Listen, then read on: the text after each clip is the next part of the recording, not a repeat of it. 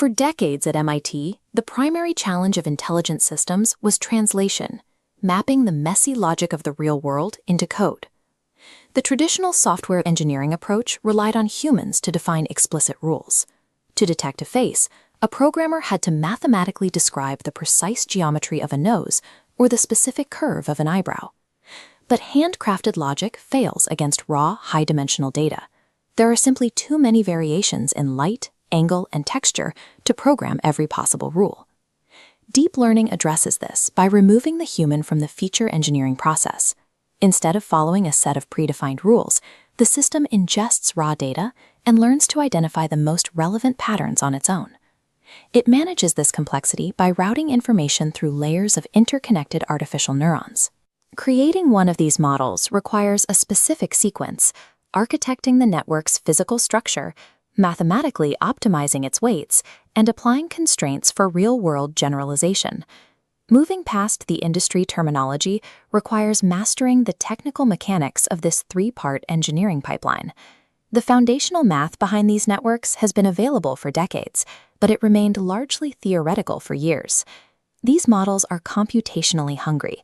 They only became viable due to the recent explosion of pervasive digital data needed to train them. Data provided the material, but the physical catalyst was the graphics processing unit, or GPU. Because GPUs are designed to run thousands of parallel processing streams, they are a perfect match for the massive matrix multiplications required by neural networks. While data and hardware provide the fuel and the engine, the actual intelligence of the system is driven by the mathematical architecture. The fundamental building block of any neural network is the perceptron, a single artificial neuron. A perceptron calculates the dot product of numerical inputs against its internal weights. It adds a bias term to shift the output horizontally, providing flexibility. Finally, this sum passes through a nonlinear activation function, squashing the calculation into a single value. This nonlinear step is mandatory. If you combine only linear functions, the result remains linear, no matter how many layers you stack. Without nonlinearity, a network could only draw straight lines.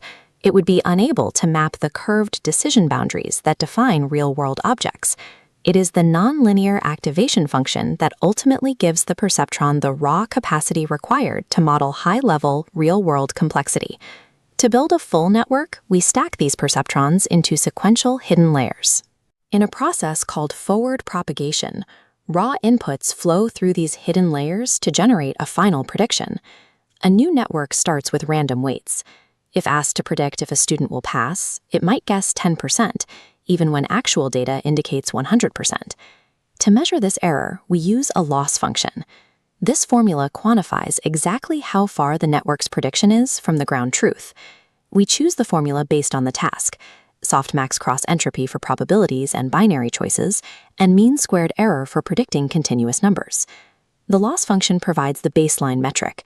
Without it, the network has no way to evaluate its performance or improve its accuracy. Optimization is the process of finding the specific configuration of weights that results in the lowest possible loss.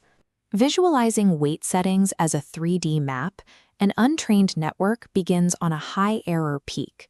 Gradient descent calculates the local slope to find up, then reverses it. Finally, the network takes a small downward step, governed by the learning rate. To compute the gradient across every weight in the network, we use an algorithm called backpropagation. Using the calculus chain rule, backpropagation starts at the output error and moves backwards through every hidden layer, calculating the exact adjustment needed for every weight. Backpropagation serves as the network's internal compass, iteratively guiding the weights down the loss landscape toward the most accurate solution. Calculating a gradient based on every single piece of data in a massive set is computationally infeasible on a per-step basis.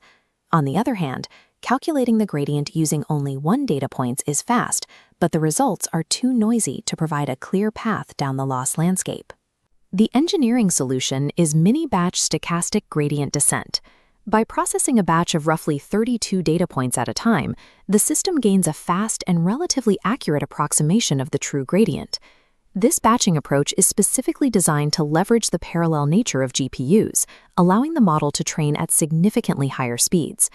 Mini-batch SGD provides the practical middle ground that makes training large-scale neural networks possible. Minimizing loss is the goal, but if the network is too powerful, it may simply memorize the specific data points it was shown during training. This is overfitting.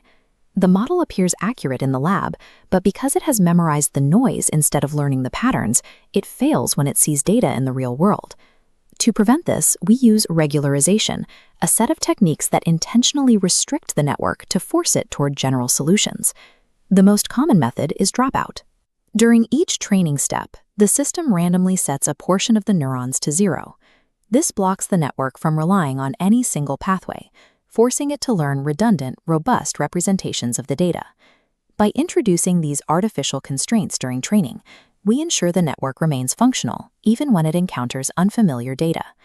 Because a neural network's capacity for optimization is so high, it will continue to lower its training loss as long as the hardware is running. We monitor this by comparing training loss against a separate test set.